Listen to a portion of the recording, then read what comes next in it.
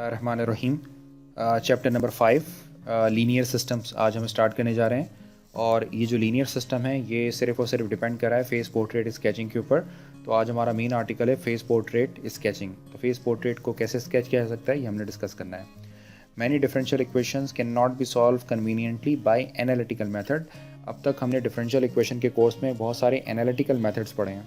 कौन कौन से एनालिटिकल मेथड्स पढ़े हैं? मिसाल के तौर पर अगर आपके पास सेपरेबल इक्वेशन है तो सेपरेबल इक्वेशन को सॉल्व करने का आपने एक तरीका पढ़ा है। अगर इक्वेशन एग्जैक्ट होती है तो एग्जैक्ट इक्वेशन को सॉल्व करने का आपने एक मेथड पढ़ा है, या method of variation of parameter, और कई सारे मेथड आपने पढ़े। ये सब एनालिटिकल मेथड्स कहलाते हैं। लेकिन कोई ज़रूरी नहीं है कि सारी डिफरेंशियल इक्वेशन उन्हीं एनालिटिकल मेथड से सॉल्व हो जाए। बहुत सारी डिफरेंशियल इक्वेशन ऐसी हैं जो एनालिटिकल मेथड से सॉल्व नहीं होती। तो it is important to consider what qualitative information can be obtain about their solution. फिर हमने ये देखना होता है कि अगर वो इक्वेशन एनालिटिकली सॉल्व नहीं हो रही है तो वो जो डिफरेंशियल इक्वेशन है वो क्वालिटेटिवली कैसा बिहेव कर रही है, राइट। तो उसका क्वालिटेटिव बिहेवियर हमने देखना होता है। यानी हम क्वालिटेटिव बिहेवियर से ही मालूम कर सकते हैं कि ये डिफरेंशियल इक्वेशन जिस डायनेमिकल सिस्टम को रिप्रेजेंट कर रही है उसका बिहेवियर कैसा है। विदाउट सॉल्विंग द इक्वेशन, इसमें हमें इक्वेशन को सॉल्व करने की ज़रूरत नहीं पड़ती। और ये जो डिफरेंशियल इक्वेशन की जो क्वालिटेटिव थ्योरी है, ये सबसे पहले एक साइंटिस्ट हेनरी पॉइंकेरे, बेसिकली ये एक प्रोफेसर है, ये यूनिवर्सिटी प्रोफेसर थे और यूनिवर्सिटी ऑफ पेरिस के अंदर ये टीच किया करते थे। ये 1854 से लेकर 1912 तक इसका जो है वो ड्यूरेशन है। तो हेनरी पॉइंकेरे ने सबसे पहले जो है वो क्वालिटेटिव थ्योरी डिस्कवर की डिफरेंशियल इक्वेशन की। यानी उसने डिफरेंशियल इक्वेशन जो बेसिकली किसी डायनेमिकल सिस्टम को रिप्रेजेंट करते हैं उसका क्वालिटेटिव स्ट्रक्चर बताया कि अगर आप उस इक्वेशन को सॉल्व ना कर सकें तो आप उसकी क्वालिटेटिवली भी उस सिस्टम को एनालिसिस कर सकते हैं। तो आज हम यही काम करने जा रहे हैं।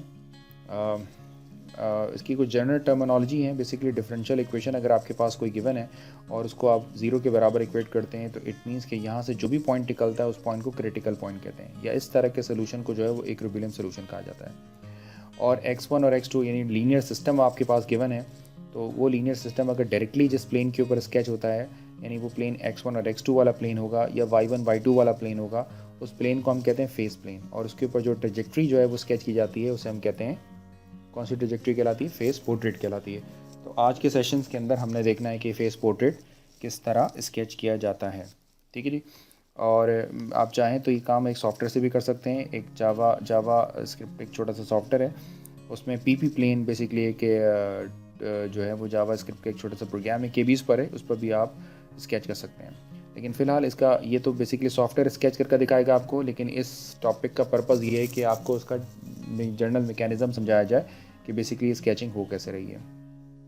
तो चलें अपने प्रॉब्लम पर चलते हैं।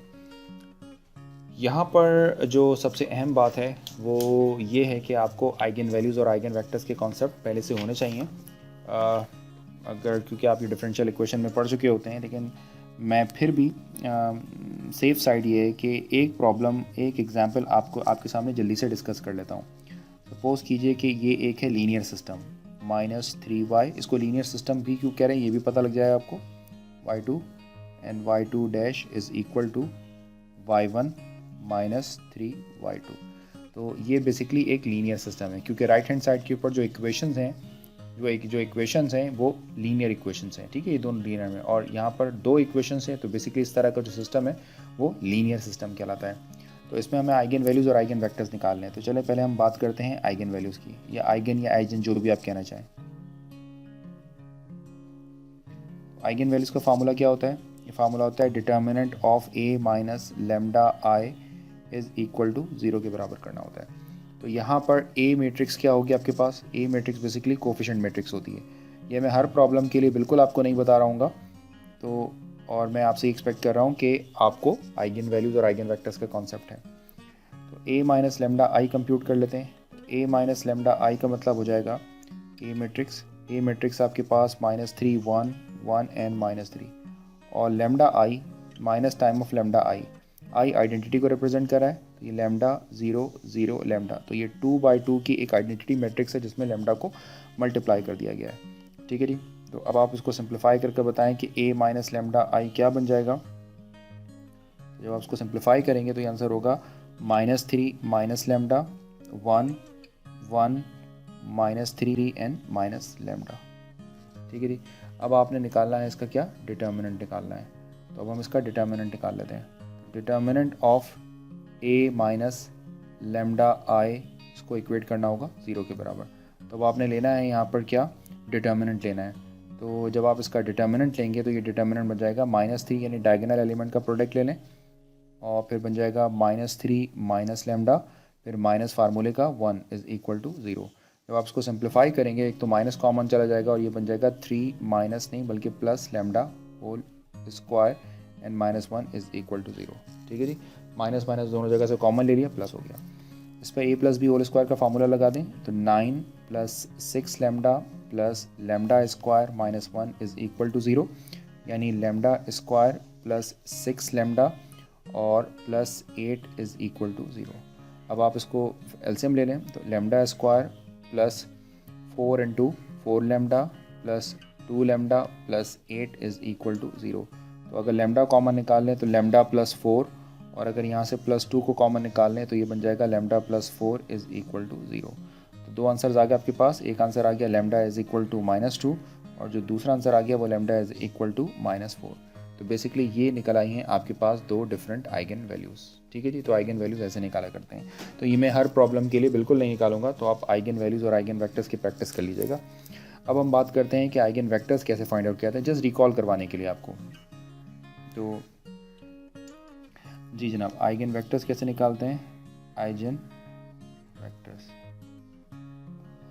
वेक्टर मालूम करने का फार्मूला क्या होता है, ये होता है a minus lambda I of x। ये बेसिकली x आपका आइगन वेक्टर है, ये होता है इज इक्वल टू 0। तो a माइनस लेमडा आई तो आप यहाँ पर लिख ही चुके हैं, वो कौन सी मैट्रिक्स है, ये ऊपर लिखी हुई है a माइनस लेमडा आई, इसी को यूज़ कर लें। तो ये बन जाएगा -3 minus lambda 1 1 -3 minus lambda. Then x matrix में हम मान लेते हैं कि एक वेक्टर है x1 और x2, और इसको इक्वेट कर देते हैं आप किसको, 0। तो अगर आप नोट करें तो ये बेसिकली एक आपके पास क्या हो जाएगा, एक होमोजेनस सिस्टम बन जाता है। अच्छा जी, अब पहले हम मालूम करना चाहते हैं कि for lambda is equal to -2 के लिए वेक्टर क्या बनता है। तो लेमडा इज़ इक्वल टू -2 यहाँ पुट कर दें, तो जब आप -2 यहाँ पर सब्स्टिट्यूट करेंगे तो ये +2 हो जाएगा, और यहाँ पर ये रिज़ल्ट बन जाएगा -1 1 1 एंड -1, ये रिज़ल्ट हो जाएगा आपके पास। ये आपके पास x1 और ये x2 तो एज इट इज़ है, और ये इक्वल हो जाएगा 0 एंड 0 के। ठीक है जी। फिर आप क्या करते हैं, फिर आप ये करते हैं यहाँ पर कि आप इसको इक्वेशन की फॉर्म में लिख लेते हैं। तो -1x, तो हम इसको सिंपली लिख सकते हैं -x1 मल्टीप्लाई कर लें, तो ये बन जाएगा दिस वन एंड दिस, और दूसरी इक्वेशन क्या बन जाएगी, +x2 इज़ इक्वल टू 0। तो बेसिकली दोनों इक्वेशंस बनेंगी, दो इक्वेशंस बनेंगी, लेकिन चूंकि दोनों इक्वलेंट होती हैं तो मैंने एक ही को लिख लिया। अब आप मुझे x1 और x2 की वो वैल्यूज़ बताने वाले हैं जो इस इक्वेशन को सेटिस्फाई करें। तो ऑफकोर्स यहाँ पर हम अगर हम कहते हैं कि x1 को इसके अंदर हम सब्स्टिट्यूट कर लें 1, और x2 को भी 1 पुट कर लें, तो ये इक्वेशन सेटिस्फाई होती है। तो ये बेसिकली आपका जो है वो फर्स्ट आइगन वेक्टर आ गया, जिसको कैपिटल X1 से शो किया जाता है। ठीक हो गया। इसी तरीके से सेकंड आइगन वेक्टर निकालना है आपने। तो सेकंड आइगन वेक्टर कैसे निकालेंगे, आप सेम काम ये कीजिएगा कि वो जो लेमडा की वैल्यू आपने निकाली थी -4, उसको उठाकर सब्स्टिट्यूट कर दीजिएगा, तो सेकंड आइगन वेक्टर आपके पास निकल कर आ जाएगा 1 एंड -1। ठीक है। और आपको ये भी पता है कि डिफरेंशियल इक्वेशन के अगर सिस्टम है उसका सोल्यूशन कैसे लिखा जा सकता है। उसका सोल्यूशन इस तरह लिखते हैं कि ये जो लेफ्ट हैंड साइड के ऊपर y1 और y2 है, ये बराबर होते हैं c1 x1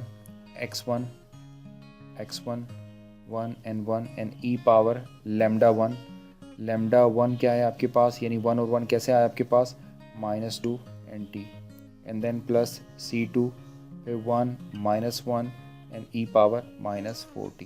तो बेसिकली इस तरह इस डिफरेंशियल इक्वेशन का सिस्टम का सोल्यूशन लिखा जाता है। और ये आपके लिए कोई नया काम नहीं है, ये बेसिकली हम ऑलरेडी डिस्कस कर चुके हैं अपने डिफरेंशियल इक्वेशन, ये आप पहले से पढ़ चुके हैं डिफरेंशियल इक्वेशन के कोर्स के अंदर। ठीक है जी। तो ये हमारे लिए बिल्कुल भी एक नया टास्क नहीं था। तो इस तरह आइगन वैल्यूज़ और आइगन वेक्टर्स को कंप्यूट किया जाता है। अब हम चलते हैं अपने प्रॉब्लम की तरफ, और आप देखते हैं कि इसमें अच्छा जी, अगर आपको वो सेकेंड ऑर्डर डिफरेंशियल इक्वेशन याद है, आप अगर मेरे पहले लेक्चर को आप फोकस करें तो उसमें मैंने आपको बताया था जो सेकेंड ऑर्डर जो सेकेंड ऑर्डर डिफरेंशियल इक्वेशन है उसको अगर आप सिस्टम ऑफ इक्वेशन में चेंज करेंगे तो वो दो इक्वेशंस बन जाती हैं, ठीक है जी। तो अब आप अगर अपने जहन में सेकेंड ऑर्डर डिफरेंशियल इक्वेशन को जहन में रखें, for example Y double dash plus A of Y dash plus B of Y is equal to zero, basically ये कौन सी इक्वेशन है, ये second order ordinary differential equation है बेसिकली ये, ठीक है जी। तो इसको अगर आप इसको सिस्टम ऑफ इक्वेशन में चेंज करना चाहें तो कर सकते हैं। तो ये मैंने अपने पहले लेक्चर के अंदर बताया हुआ है कि अगर सेकेंड ऑर्डर इक्वेशन है तो उससे दो डिफरेंट इक्वेशंस कैसे बनती हैं। अच्छा जी, यहाँ पर आपको याद होगा कि आप कैरेक्टरिस्टिक्स इक्वेशन बनाया करते थे, which is suppose lambda square plus A lambda plus B is equal to zero, ये आपकी कैरेक्टरिस्टिक्स इक्वेशन होती थी, कैरेक्टरिस्टिक्स इक्वेशन, ठीक है जी। तो ये बात भी हमें ध्यान में। अब इसके ऊपर फिर आप क्वाड्रेटिक फार्मूला लगाया करते थे। अब वो जब क्वाड्रेटिक फार्मूला लगाते हैं तो बेसिकली इसके तीन डिफरेंट पॉसिबिलिटीज़ हो सकती हैं, यानी जो इसका डिस्क्रिमेंट होता है वो क्या होता है, बी स्क्वायर यानी ए स्क्वायर माइनस 4ac 4b। अब इसकी तीन डिफरेंट पॉसिबिलिटीज़ होती थी। वो ये होती थी पॉसिबिलिटीज़ कि अगर d ग्रेटर दैन ज़ीरो निकलता था, ये सारी बातें हम डिफरेंशियल में पढ़ चुके हैं। तो आपके जो रूट्स होते थे वो कैसे होते थे, आपके जो रूट्स होते थे वो रूट्स कहलाते थे रियल एंड डिस्टिंक्ट, ठीक है। तो इस तरह आपका एक केस तो वन इन प्रॉब्लम्स के लिए बनता था। केस नंबर 2 हम पढ़ा करते थे, case number 2 when d is equal to zero. तो अगर d is equal to zero होता है तो इस तरह के जो रूट्स होते हैं वो कौन से होते हैं, रूट्स होते हैं real and repeated, real and repeated root कहलाते हैं, ठीक है जी। और इसका जो थर्ड केस हम पढ़ते थे वो कैसा होता था, केस नंबर 3, वो केस आपके पास होता था when d less than zero. तो इस तरह के जो रूट्स थे वो क्या कहलाते थे, कॉम्प्लेक्स कॉन्जुगेट, वो कॉम्प्लेक्स कॉन्जुगेट रूट कहलाते थे। तो इसका मतलब है कि यहाँ पर भी जो आपकी आइगन वैल्यूज़ निकलने वाली हैं उसके तीन डिफरेंट केसेस होंगे। तो सबसे पहले हम ज़रा उसको समराइज़ करके लिख लें कि हमने कौन कौन सी फेस पोर्ट्रेट बनानी है। तो ये समरी है बेसिकली कि मैंने फेस पोर्ट्रेट तीन बनानी है, कि एक तो रियल आइगन वैल्यूज़ के लिए बनानी है, ठीक है जी। अब जब रियल आइगन वैल्यूज़ हैं तो उसकी डिफरेंट तीन पॉसिबिलिटीज़ हो सकती हैं, कौन कौन सी, कि वो जो आपकी आइगन वैल्यूज़ निकलें वो बोथ पॉजिटिव हों, बोथ पॉजिटिव, ठीक है जी। और दूसरी पॉसिबिलिटीज़ क्या है कि वो आइगन वैल्यूज़ हैं वो बोथ नेगेटिव हो जाएं। और जो थर्ड पॉसिबिलिटी वो क्या है कि इसमें जो वन पॉजिटिव हो जाए एंड वन नेगेटिव, ठीक है, एक पॉसिबिलिटी तो ये। तो पहले इसको स्केच करना सीखेंगे। फिर सेकंड ये कि आपके पास जो है वो सेकंड केस ये कहता है कि आपके पास रिपीटेड रूट है, यानी रिपीटेड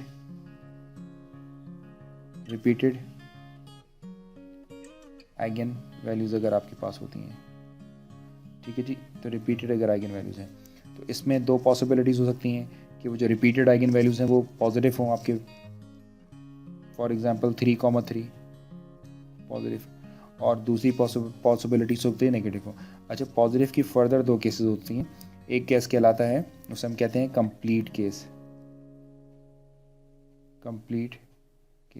और ये जो सेकंड केस होता है इसे हम कहते हैं डिफेक्टिव केस।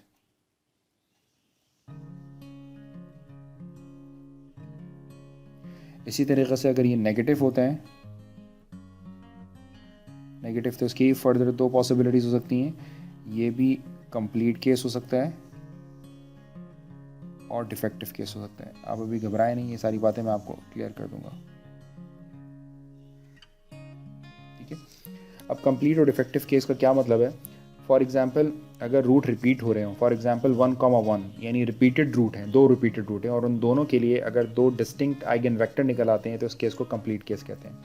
और अगर ऐसा नहीं होता कि अगर दो रिपीटेड आइगन वैल्यूज़ हैं लेकिन उसका सिर्फ और सिर्फ एक ही आइगन वेक्टर निकलता है तो उसे हम कहते हैं डिफेक्टिव केस, ठीक है जी।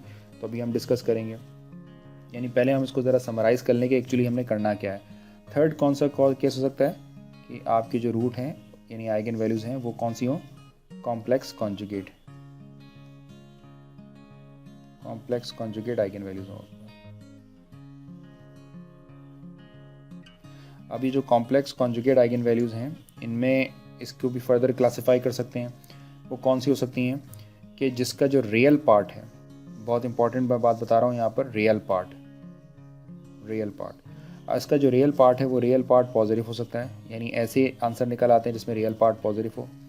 रियल पार्ट जो है वो इसका नेगेटिव हो सकता है, और रियल पार्ट जो है वो ज़ीरो हो सकता है। तो बेसिकली ये कंप्लीट, यानी एक आपका जो है वो सेकेंड ऑर्डर अगर आपका सिस्टम है, यानी आपके लीनियर सिस्टम जो है वो 2x2 का लीनियर सिस्टम है। बेसिकली 2x2 को ही आप स्केच कर सकते हैं, जैसे हायर ऑर्डर को आसानी से स्केच किया भी नहीं सकता। तो बेसिकली जो 2x2 का आपका सिस्टम होगा, वो 2x2 का जो रियल सिस्टम है उसको आप जब स्केच करेंगे तो उसकी ये मैक्सिमम पॉसिबिलिटीज़ हैं। तो बारी बारी इन सारी चीज़ों को, यानी इन तमाम फेस पोर्ट्रेट को हम बारी बारी स्केच करेंगे और सीखेंगे क्या होता है। तो ये चूँकि लेक्चर काफ़ी लेंदी है, तो मैं इस लेक्चर्स को एक्चुअली पार्ट्स में डिवाइड कर देता हूँ ताकि आप इसको डिटेल से समझ सकें। तो बेसिकली ये था फर्स्ट पार्ट, जिसके अंदर मैं फेस पोर्ट्रेट स्केचिंग चैप्टर 5 आपके साथ डिस्कस कर रहा हूँ। और फेस पोर्ट्रेट स्केचिंग की हम बात कर रहे थे, और हम फेस पोर्ट्रेट स्केचिंग के अंदर जो है वो हम ये देखेंगे, अभी हमने सिर्फ और सिर्फ इसका एक इंट्रोडक्टरी सेक्शन यहाँ पर डिस्कस किया है, जिसके अंदर हमने डिस्कस किया है कि एक अगर आपके पास लीनियर सिस्टम अगर आपके पास मौजूद है तो उसकी आइगन वैल्यूज़ और आइगन वेक्टर्स कैसे निकाल सकते हैं, ये अब हम हमेशा नहीं करने वाले हम यहाँ पर। और दूसरी बात हमने ये देखी है कि जो 2x2 का सिस्टम होता है वो बेसिकली एक सेकेंड ऑर्डर इक्वेशन से बनता है, और आपको याद होगा कि इसकी इस तरह की कैरेक्टरिस्टिक्स इक्वेशन आप डिफरेंशियल इक्वेशन के कोर्स में लिखा करते थे, और इसकी 3 डिफरेंट पॉसिबिलिटीज़ हो सकती हैं, यानी वो रियल एंड डिस्टिंक्ट हो सकता है, रियल एंड रिपीटेड हो सकता है, कॉम्प्लेक्स कॉन्जुगेट हो सकता है। तो यहाँ पर मैंने आपको यहाँ पर ये एक्सप्लेन किया कि अगर वो रियल एंड रिपीटेड होता है, रियल आइगन वैल्यूज़ होती हैं, तो वो दोनों पॉजिटिव हो सकती हैं, दोनों नेगेटिव हो सकती हैं, वन पॉजिटिव वन नेगेटिव हो सकती हैं। रिपीटेड में पॉजिटिव हो सकती हैं, नेगेटिव हो सकती हैं, उसमें एक कंप्लीट केस होता है, एक डिफेक्टिव होता है। कंप्लीट केस का मतलब ये है कि अगर दो आइगन वैल्यूज़ हैं 1,1 और उसमें 2 डिस्टिंक्ट वेक्टर्स मिलते हैं तो ये कंप्लीट केस है, अदरवाइज डिफेक्टिव केस होगा। और फिर कॉम्प्लेक्स आइगन वैल्यूज होती हैं जो उसके रियल पार्ट पर डिपेंड करती हैं, कि रियल पार्ट पॉजिटिव हो सकता है, रियल पार्ट नेगेटिव हो सकता है, और रियल पार्ट ज़ीरो हो सकता है। ठीक है, तो फिर हम अपने जो नेक्स्ट पार्ट है उसके नेक्स्ट पार्ट के अंदर हम यहाँ डिस्कस करेंगे इन सब की शेप को बारी बारी डिस्कस करेंगे। तो यहाँ पर हमारा ये जो पार्ट 1 है, ये पार्ट 1 एंड होता है। Thanks for watching this video. अल्लाह हाफ़िज़।